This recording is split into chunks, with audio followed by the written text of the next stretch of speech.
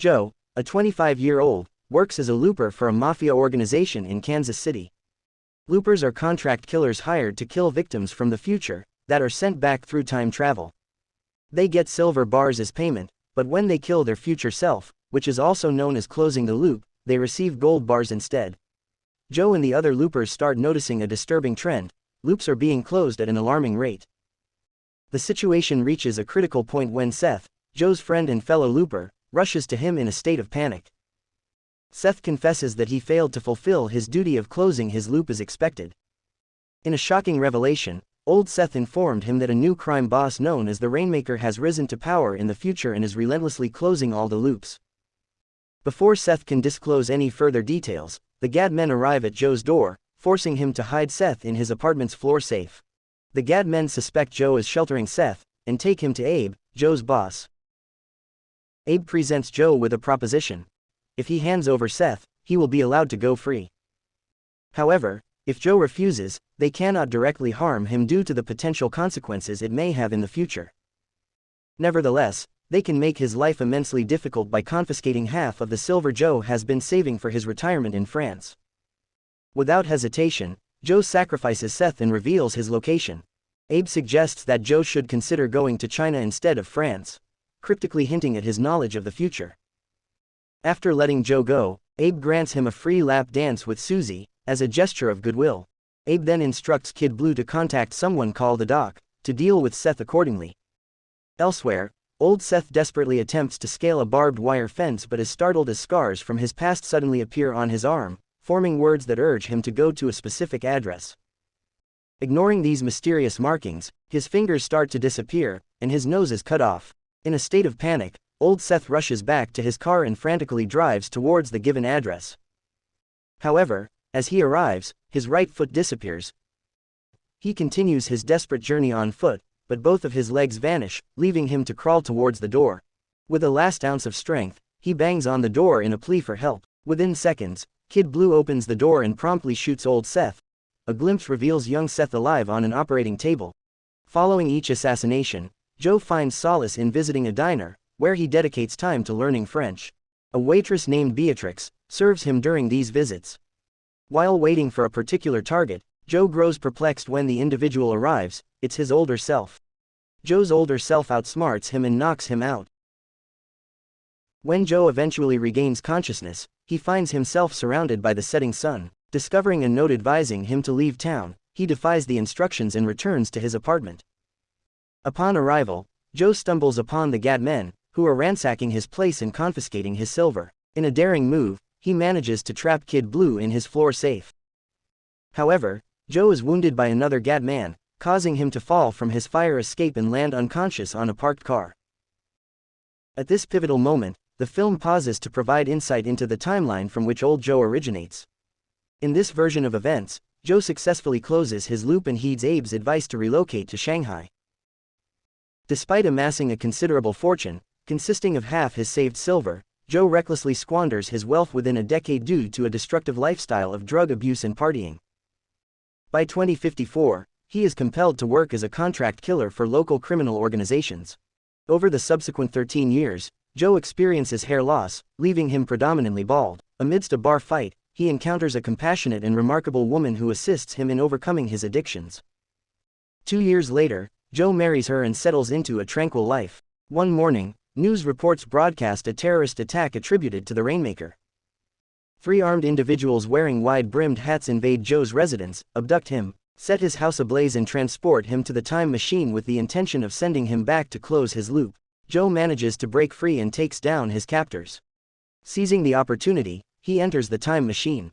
The sequence of events unfolds once more, but this time from old Joe's perspective. After incapacitating young Joe, old Joe commandeers his truck, obtains first aid supplies and new attire from a drugstore, and proceeds to young Joe's apartment, eliminating the Gad man who targeted him, and vanishes once again. At the library, old Joe researches cryptic numbers when letters materialize on his right arm, spelling out, Beatrix. It serves as a message from young Joe, requesting a meeting at the diner. Both incarnations of Joe order identical meals. Old Joe engages young Joe in conversation, inquiring about his progress with French lessons. As old Joe expresses his appreciation for learning the language, he proceeds to divulge more information about the Rainmaker. The enigmatic figure suddenly emerged, rapidly seized control of major crime syndicates within half a year, and orchestrated widespread executions and the elimination of vagrants. Furthermore, the Rainmaker issued the order to close all loops. Inadvertently, the syndicate killed old Joe's wife when they captured him. Shortly before being sent back in time, one of Joe's fellow loopers provided old Joe with a numeric sequence hinting at the Rainmaker's identity. Old Joe is aware that in young Joe's present, the Rainmaker is a child residing in the same county. If old Joe can eliminate the Rainmaker, he believes he can prevent his own capture and preserve his wife's life. In the midst of their tussle, both Joes become aware of the sudden emptiness in the diner as the staff and customers vanish, as if anticipating an imminent attack.